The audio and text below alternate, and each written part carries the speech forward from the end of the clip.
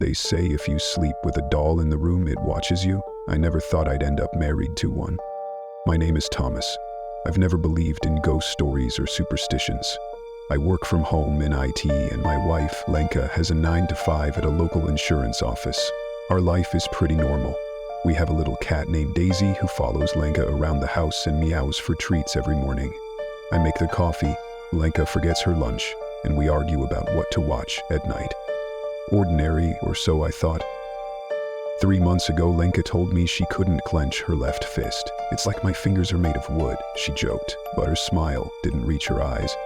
I told her it was probably stress from all the typing at work, but she just shrugged and said it would pass. But it didn't. Her hand got stiffer, paler. Sometimes I'd catch her staring at it, flexing her fingers slowly, like she was concentrating on each movement.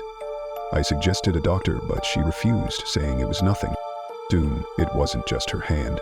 Lenka started moving slower, almost robotic.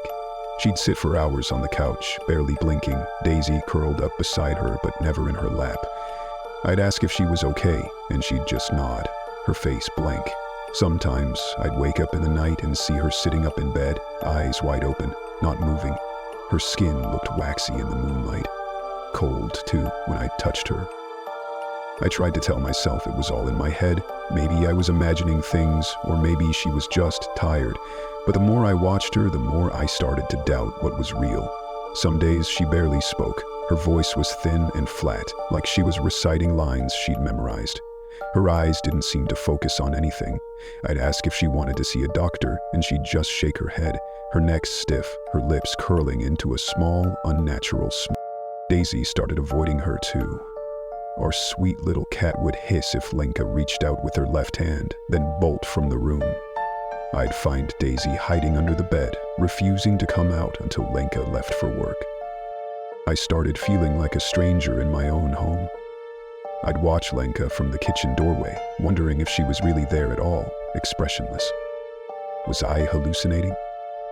I'd stare at our wedding photos, at her smile, trying to remember if it had always looked so fixed. Every night, Lenka would stand in front of the bathroom mirror, brushing her hair in slow, mechanical strokes. Sometimes she'd just stare at her reflection, her face expressionless, her left hand resting motionless in her lap. I'd stand in the hallway, watching her, afraid to go in. Sometimes I'd whisper her name, just to see if she'd react. Sometimes she didn't. Last night, I woke up to the sound of Daisy hissing. I found Lenka standing in the hallway, her eyes wide, her skin pale and smooth in the glow from the nightlight. She turned her head toward me, her movements jerky, unnatural. For a moment, I thought I saw her lips move, but no sound came out. I keep wondering if I'm losing my mind. Did I ever have a wife? Or have I been living with a doll all along?